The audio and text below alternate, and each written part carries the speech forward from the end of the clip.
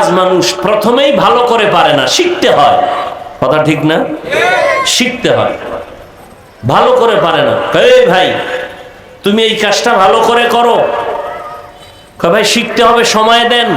তো করতে করতে করতে করতে শিখতে শিখতে এক সময় ভালো হয়ে যায়। ঠিক তেমনি ভাবে আমল ভালো করো, তার মানে ওই বেদাতি যারা এরা বলে নামাজ পড়ো মুসল্লি, নামাজের কি রাখো ডর, যেই নামাজে জান্নাত পাইবা সেই নামাজ কোথায় তোমার। নামাজের মতো নামাজ একবার পড়লেই হয়, বেশি লাগে না। আমিও বলি একবার পড়লেই হয়, কারণ আল্লাহর কাছে একটা নামাজ যদি কবুল হয় জান্নাত ওয়াজিব। কিন্তু কোন দিনের নামাজ কবুল হবে তোমার কাছে কোনো গ্যারান্টি কার্ড আসেনি, নাই।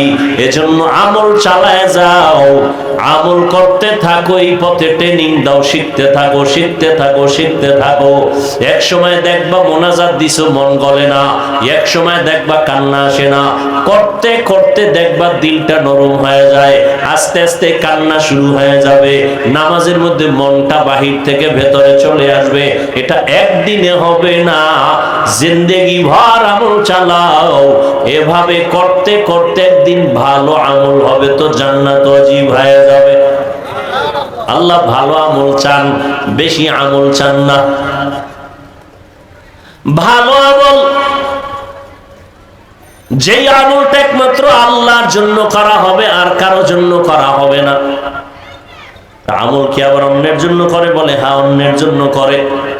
একা একা যখন নামাজ আদায় করে 10 রাকাতে মাত্র 4 মিনিট, আর মানুষের সামনে যখন নামাজে দাঁড়ায় 4 রাকাতে 6 মিনিট, কিচ্ছু পারে না, এরপরও বউ বয়ে খাড়ায় থাকে, মানুষের দেখায় আমি বুজুর্গ।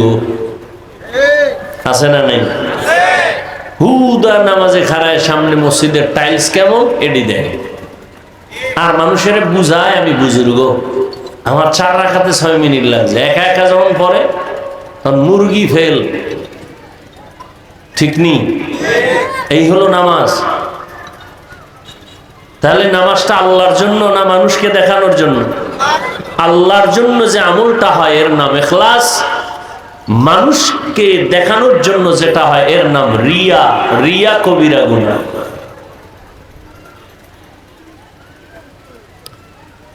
তো আমলের পরীক্ষার জন্য আল্লাহ পাঠাইছেন, আল্লাহ পরীক্ষায় পাস করায় দিবেন, তবে একটা পুঁজি আমাদের লাগবে। পুঁজিটার নাম কি বলেন? ধৈর্য। বড় দামি একটা পুঁজি। এখানে যারা বসছেন এটা একটা ইবাদতের অংশ। নবীজি বলেন এখানে বসার সাথে সাথে সবার গুনাহ মাফ।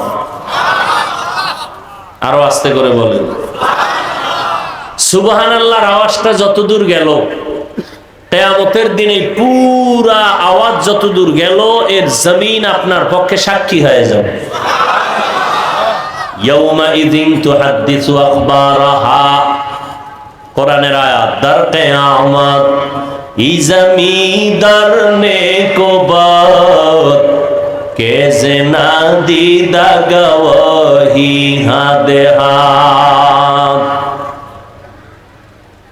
নবীজি বলেন এখান মজলিসটার এত দাম, বসার সাথে সাথে গুনাহ মাফ। বসার পরে যদি তুমি দ্বীনের একটা মাসআলা শিখো, আল্লাহর নবী বলেন 100 রাকাত নফল নামাজের থেকেও বেশি সওয়াব আমলনামায় জমা হয়ে যাবে। অনেকগুলো যদি মাসআলা শিখতে পারো, ইসলামের বড় একটা অধ্যায় যদি অধ্যয়ন করো, কোরআনের বাগানে বসে 1000 রাকাত নফল নামাজের সওয়াব আল্লাহ দান করবেন। আতিনা ফি দারে দুনিয়া না হাসান, আতিনা ফি দারে উকবা না হাসান, ইয়া গিয়াসাল মুস্তাগীসিন ইহদিনা লিফতিখারা বিল উলুমে ওয়াল গিনা। অনেকে তো পরেশান, এই হুজুরগণ এগুলো দিয়ে কোনো লাভ নাই। লাভ আছে না নাই বুঝার কোনো টেনশনও করি না। কিন্তু দিন শেষ হিসাব মিলায় দেখলাম ১৫০০ পর্যন্ত বছর পর্যন্ত আল্লাহর দিন যাদের কাছে আছে এদের মতো সম্মানিত জমিনে আর কেউ হতে পারে নাই। সম্মান দেওয়ার মালিককে আল্লাহ চোখের সামনে দেখায় দিলেন। কোরআন ওয়ালাদের এত দাম। আল্লাহ পাক যাকে সম্মান দেন তার কোনো ডিগ্রি লাগে না। দুনিয়ার মানুষ সম্মানের চেয়ারে বসাবার জন্য ডিগ্রি খুঁজে, আর আমার আল্লাহ পাক যারে পছন্দ করেন তারে সম্মানের চেয়ারে বসাইয়া যা যোগ্যতা প্রয়োজন দিয়ে দেন। আল্লাহ যোগ্যতা দেখে চেয়ারে বসায় না, চেয়ারে বসাইয়া যোগ্যতা দিয়ে দেয়। আল্লাহ পাকের নিজাম। দুনিয়ার মানুষের সিস্টেমের টোটাল উল্টা। আল্লাহ পাক জমিনের মধ্যে আমলের পরীক্ষার জন্য আমাদের পাঠাইছেন। পরীক্ষায় যদি পাস করতে চাও ধৈর্য নামের পুঁজিটা অর্জন করো। ধৈর্য বড় দামি একটা সম্পদ।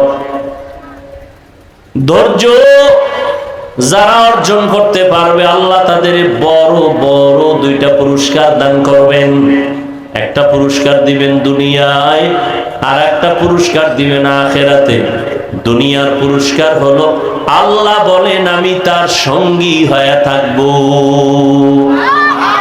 ইয়া আইয়ুহাল্লাযীনা আমানুস্তাঈনু বিস-সাবরি ওয়াস-সালাহ ইন্নাল্লাহা মা'আস-সাবিরিন।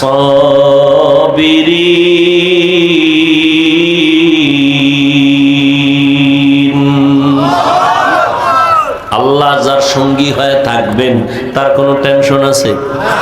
কোনো টেনশন আছে? বড় কঠিন আল্লাহকে সঙ্গী বানায় রাখা।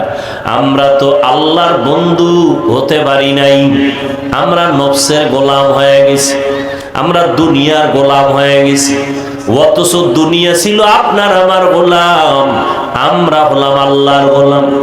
দুনিয়া আপনাকে আমাকে তালাশ করবে, আপনি আমি আল্লাহকে তালাশ করব। যারা ঠিকই আল্লাহর গোলামি এই জমিনে করছেন সারা দুনিয়া তার পেছনে গোলামি করেছে।